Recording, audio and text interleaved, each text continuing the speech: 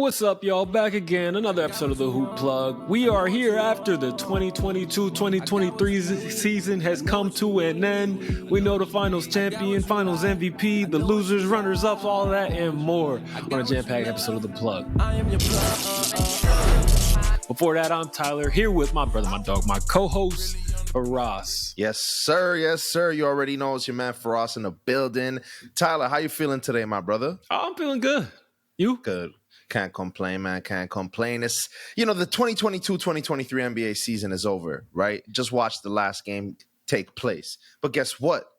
The Hoop Plug ain't never going nowhere, right? And you already know we have to get on wax, break down the finals for y'all. I mean, there's no better way to get into it than getting into it. You know what I'm saying? Bro, you want to kick it off for us? Where you want to start? I want to start with the man, the myth, the legend, the man that's catapulted himself into historical context. Jokic, he was amazing. But can I be honest, y'all? He was making me upset. I got to be honest. Not what he was doing on the court, right? We know he's all that and some. What they did this postseason was pure dominance. Only 4 losses en route to a title. That's nasty work. But their leader, their 2-time MVP, their champ, he's without a doubt a bottom 3 champagne and campaign guy all time. He can't even pop the bottle right. He was settling for pouring beers on guys' heads. There was no anything is possible. There was no Denver, this is for you. Just another day in the park. And I'm not there for it. Yes, sir. I don't know if you guys just saw the wind. It's crazy in the apartment. My VI flag just flew off the wall, attacked me on the shoulder right there. Don't worry. I know I can't keep the women off me, but this time it was just a flag, all right? You said it, dude. I'm going to say this, man. They do it a little different in Serbia. He did the different technique, different method instead of using the champagne, right, like you mentioned. Listen, at the end of the day, Jokic is a dominant basketball player, one of the most dominant big men of all time, right? But he's probably got to be one of the worst 5 all time when it comes to entertaining superstars, Don't get me wrong. Big respect, big shouts out. The first thing my boy did after winning the championship, he didn't break down in tears. He didn't jump on the reporter's stand the announcer's bench or whatever you want to call it, right? My boy went and shook every single player on the Heat's hand. You know what I mean? And I know some people might say it's corny, but at the same time, you got to respect that. But at the same time, act like you've been there before. And I'm not saying he was acting a fool. I'm just saying he was acting like he didn't know how to receive it. He didn't know how to handle it, Yeah, man. At least the fun guy, Kawhi Leonard, who has the personality of a pencil, was giving us some quotes, some awkward laughs, something. Jokic, he was just getting picked up by his brothers, which is a feat on its own. But I don't know. I feel like it's going to come and go with Jokic. Of course, the performance on the court, no one can critique that, because it was sensational. Sensational is correct, man. And he had some help. But before we get into the actual play on the court, man, I got to quote a very well-known, at least if you're in the Hoop Plug circle, right? A well-known media person, right? Podcaster, broadcaster, right? My boy, Tyler Murray. Yeah, that's right. My co-host. The Denver Nuggets put the mustache on the broom. Yes, sir. Gentlemen's sweep. That's right. Damn. This Denver team looked dominant, and I mean, too little too late from the Heat. They were able to steal a game, and I mean steal. Bam Adebayo with a big performance in Game 5. Jimmy Butler shooting up broke shots, not looking like himmy at the end of the game there. I was shocked. I mean, for some reason, every single time in the clutch, when they need him the most, Jimmy can't miss. He can't mess up. Even if there's an opportunity for a lucky bounce or something to that effect, I feel like it always goes his way, the 50-50s, right? But this time was just not his time. And we said that last time in the bubble. And I wonder if this is going to be the narrative surrounding Jimmy Butler, The narrative being? The narrative being that he could get his team to the finals, but he can't close. And again, no one expected a team like this Heat team to win a chip. Nobody expected the last Heat team to beat Bron. But I mean, hey, if you're there, if you're him, if you're getting compared to Michael Jordan in the playoffs, I'm saying you got to hold it down. Yeah, man, I think there's something to that. I think a lot of it has to do with this Denver team, bro. Aaron Gordon is no scrub, and we just seen that with the front row view. This combination of size and strength he has, and don't forget, he was battling Zach LaVine in that dunk contest a couple years back, so the athleticism is on peak too. Facts. Bro, he's a tough matchup for everyone. And this team is built to win, man. 16-4 through the postseason is not something to scoff at. That's only been done 3 times since Jordan's Bulls. And guess what all those 3 teams have had in common? They were dynasties and of the highest caliber. Because I'm talking about the Duncan Spurs. I'm talking about Kobe, Shaq, Lakers, KD, Steph Warriors. 4 losses or less. That's what this team did in Denver. And isn't that funny? 2 months ago, NBA voters weren't sure they could give Jokic his 3rd MVP because it put him into historic company. Turns out there was nothing anyone could do to stop that from happening because he's a historic player.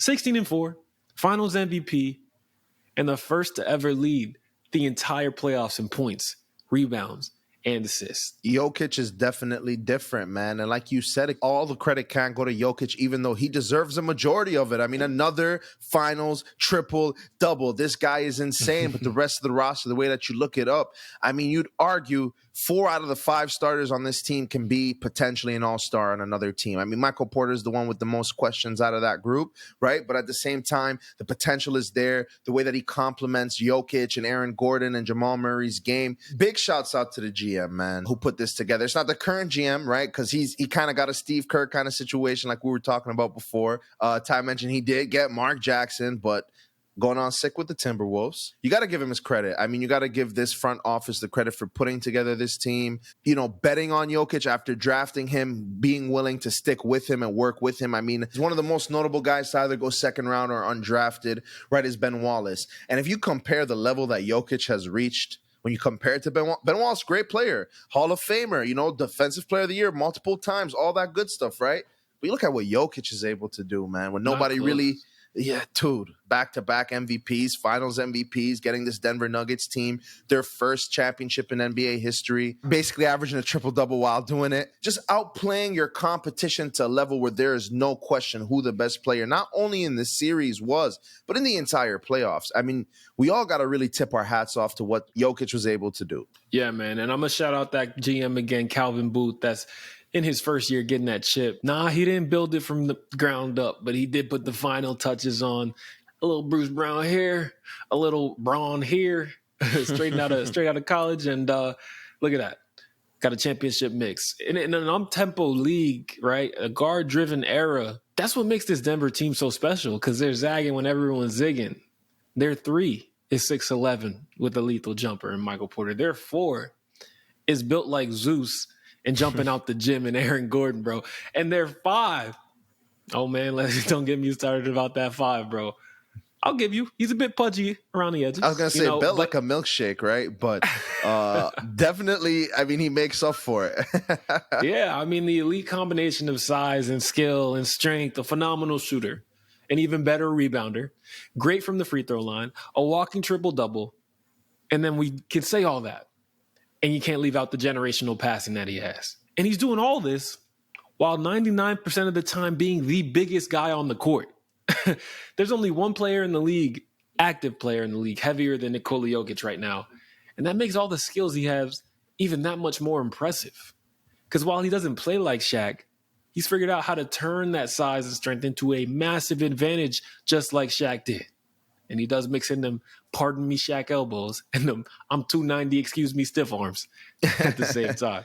And this is the thing, one of the underrated parts about Jokic this season, which is not something we could say in seasons before per se. This season, like you mentioned in a previous episode, he got himself right in shape for this season, right? When you're the best player on the team, right? Not only is a defense being set up for you to not succeed, they want you to fail. They're going to double you every time down. But at the same time, not only are you have to have that output on offense, but you now got to come down and defend, right? If you look at the way this Nuggets lineup is set up, right, they've got tall guys, but he is very much their paint present. He is very much the person who's guarding their post. And to be able to legitimately do it on both ends every single night in these playoffs and these finals. I'm not saying he was changing the game with his defense, but to not be a liability on defense after the energy that he was expelling on offense and on the glass, that's something you really got to shout out Jokic for real. Yeah, and a part of that is coaching too. You're 100% right. He's in the shape to do it, but the coaching staff for Denver realized, okay, we're not going to make him do anything he's not good at. So we're going to drop coverage on everything. We got all these freak athletes. They're long on the edges. Jokic, don't move. They run that pick and roll. You just going to slide to the left, slide to the right. We ain't getting you on that guard trying to guard Jimmy Butler and Gabe Vincent and all these quick twitch guards. We're going to say that for the offensive end. And it really worked because they got the defensive guys to make up for it. The Swiss Army knife, switchable perimeter. I mean, man, this team is impeccably built. I understand why people are going, okay, Jokic hasn't hit 30. Aaron Gordon's about 28. Jamal Murray, young. Michael Porter Jr. still on his first. No, he's on his second contract, but he's still on his fourth, Close fifth enough. season in the league. Yo, why not run it back? Why can't this Denver team run it back, get back to an NBA Finals, make a dynasty of themselves just like those other teams that went 16-4 did? I'm with you. There's no reason why they can't. And it's funny how quickly opinion can change, feelings can change. One season, I mean, not even a couple months ago, not even like a month and a half ago, a lot of people, including myself, at certain points, I'm like, this Nuggets team is not built for a championship, not in terms of talent, but in terms of the grit that it takes to win that amount of series and route to the championship, right? We've seen time and time again them getting close and falling short. And again, it was no fault of them per se, or at least Jokic, right? It was really like, shortcomings of the surrounding cast. But really the other teams that they were playing were just better. This is the first time with the Nuggets that they were not injured, clicking on all cylinders, and we're just better than every team that they played. Straight and simple. You shouted out the general manager, Calvin Booth, former NBA player, for those of y'all who didn't know. You know what I mean? Bruce Brown had to have been the pickup of the season for this team. His numbers aren't going to jump at you if you look at the stat sheet, right? But if you look at the way he helped and contributed in closing out Game 5, I mean, the biggest layup of his career, defensively contributing with big plays. Dude, Bruce Brown has been the spark for them off the bench, and you got the Christian Bronze and you've got the Jeff Greens, right? But, man, that midseason pickup, Bruce Brown off the Brooklyn Nets, that energy he gives them with that second unit, he finds himself playing a lot of minutes with a lot of the first unit guys. I mean, he did close out that game. Man, big shouts out Bruce Brown for what he was able to do from a midseason trade. I mean, really no chemistry with this guy. It speaks to the type of player that he is. Off-season free agent, my bad. We're looking at a complete team. We're looking at a verified team. And we're looking at some champions, man. Congrats to Denver. A great season, man. I don't know if you have any final thoughts before we get out of here. The last thing I just want to say is the better team won. Shouts out to Jokic. And better luck next time to the Miami Heat. It was a success to themselves for just getting there. As it's a success every time you go up to evanalexandergrooming.com. Plug in promo code hoop_plug_ for 15% off, right? For all the greatest deals when it comes to hair care, skin care, beard care, all of that. You know what I'm saying? Yeah, be sure to use that promo code hoop_plug_ for 15% off at checkout, evanalexandergrooming.com. Yep. And as always, guys, thanks for tuning in. Put some flavor in your ear. Peace. Peace.